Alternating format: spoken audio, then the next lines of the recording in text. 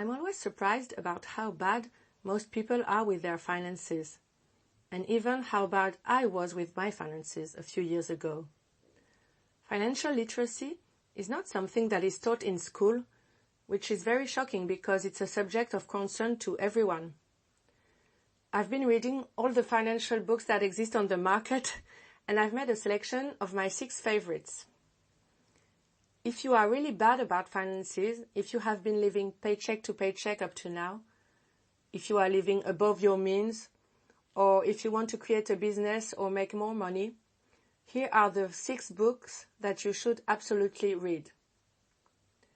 All these books bring different views on money, and they are all complementary to each other. You will learn a lot from every book, and you can take what you want from them. Some of them are more about savings and how to track your finances. Others are more practically on creating a business and growing your money. You will need all of those aspects to become financially literate and maybe even someday rich. Book number 1 is The Latte Factor by David Bach. This book is for everyone that has trouble with their expenses and somehow can't stop spending even on little things. It will help you see your spending with another point of view. It shows us that small amounts of money spent on a regular basis cost us far more than we can imagine. David Bach takes the example of a latte, but it could be anything else that costs you a few dollars a day. The latte factor isn't about being a penny pincher or denying yourself. It's about getting clear on what matters the most.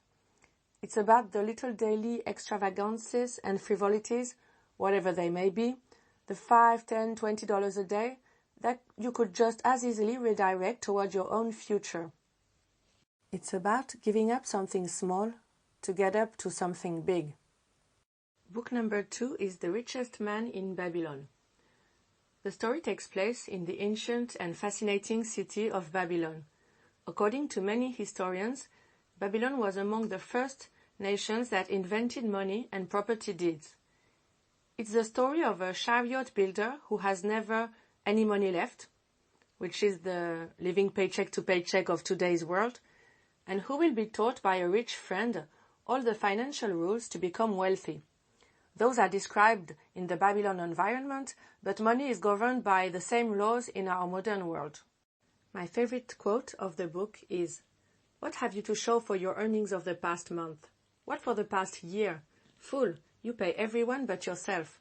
As well be a slave and work for what your master gives you to eat and wear." So the 7 most important ideas of the book are: pay yourself first, live within your means, put your money to work, keep your money safe, be a homeowner, ensure your future income, and improve your skills to earn more income. Book number 3 is Rich Dad, Poor Dad by Robert Kiyosaki. To have your mind twisted about everything you think you knew. As a kid, Robert had 2 dads, his own dad and his best friend's dad. By having 2 dads with entirely different mindsets, Kiyosaki found himself comparing the 2 dads a lot. In his book, he's explaining the main differences between his real dad, who was a professor and often broke, and his best friend's dad, who didn't even finish college, but understood the rules of money and became one of the richest men in Hawaii. My favorite quote from this book is that the poor and middle class work for money, the rich have money work for them. So the main ideas of the book is, as we already saw, the rich have money work for them. Rich Dad teaches to Robert with life examples why the rat race job from 9 to 5 is not the best way to live your life and to become rich. The second idea is about financial literacy. You need to be financially literate, which is not the case for many people. You need to know the difference between assets and liabilities. An asset puts money into your pocket. A liability takes money out of your pocket. Buy assets and not liabilities. So the third idea is to buy assets to pay for your lifestyle. Your job is not an asset.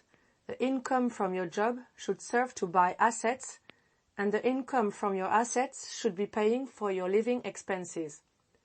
The more assets you've got, the more passive income you will be generating to become wealthy. The fourth idea is about the taxes and the fact that the rich don't pay taxes or pay less taxes than the poor. Book number 4 is The Millionaire Fastlane by M.J. DeMarco. To know how to make real money. This book is my favorite all of my list. It is telling you in a pragmatic way why most people will never get rich in a 9-to-5 job, by saving $5 a day on a latte or by investing your little change. It will give you very clear indications about what is necessary to grow your money for real. MJ distinguishes between the sidewalk, which is sacrificing tomorrow by always spending more than you earn. So these are the spenders that live paycheck to paycheck and that are one paycheck away from poverty.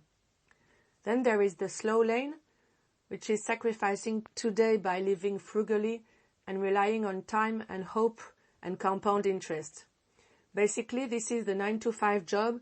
You can save, get a little bit of money, but mathematically speaking, you will only be able to do so much. Money adds but doesn't multiply. You can't make more than your salary and your little investments.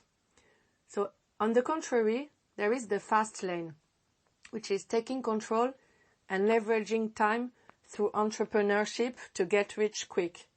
He's really proving by maths how you can leverage your income and multiply your money. So my favorite quote from the book is that it's the law of affection.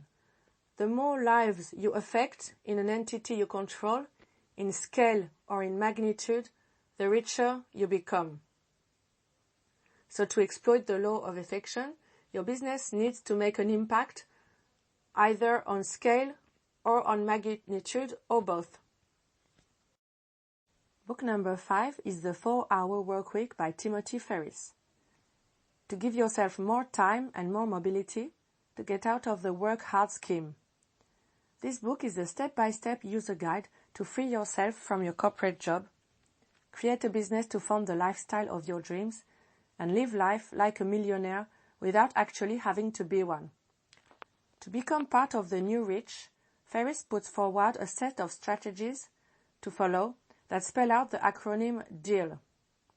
So D is for definition. Tim introduces new rules and objectives. For example, the deferrer is I want to work for myself. The new rich, I want to have others work for me. So he gives a lot of examples like that.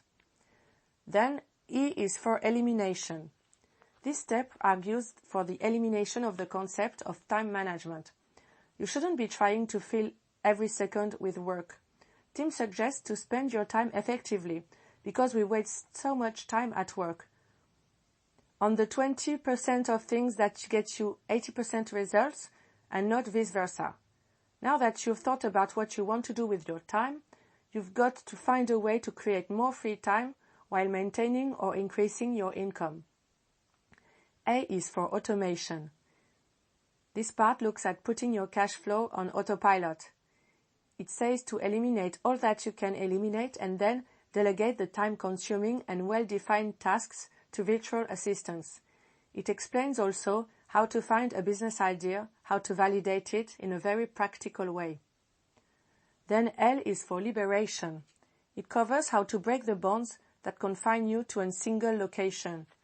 This section delivers the third and final ingredient for luxury lifestyle design, which is mobility. Book number 6 is The Intelligent Investor by Benjamin Graham. If you want to learn how to be a smarter and more successful investor, who better to take a book recommendation from than Warren Buffett? This book was written in 1949, but the principles in this book are still very valuable today. Buffett says that he attributes 85% of his investment style to Graham's principles. Of course, Buffett's advice is also closely followed today. One of Graham's most accessible lessons is finding investments that are selling well below fair market value, and this strategy of buying low is key to his value investing philosophy. Graham teaches readers how to look for stocks that are essentially on sale. Graham details 6 key principles of intelligent investing. Know the business you're investing in. Know who runs the business. Invest for profits over time, not for quick buy and sell transaction profits. Choose investments for their fundamental value, not their popularity. Always invest with a margin of safety, and have confidence in your own analysis and observations. As defined by Graham, an intelligent investor approaches investing the same way he or she would look at buying into a business or partnership. Before investing in a business, you should make sure to understand and believe in the what and the who. You need to invest in companies you believe that will generate profits through their ongoing business operations, in contrast to speculators who acquire shares at what they consider to be a favorable price and then sell off as soon as possible for profit. That's it for this video. And what about you? What book about money helped you the most? Let me know in the comments, and don't hesitate to like and subscribe to my channel.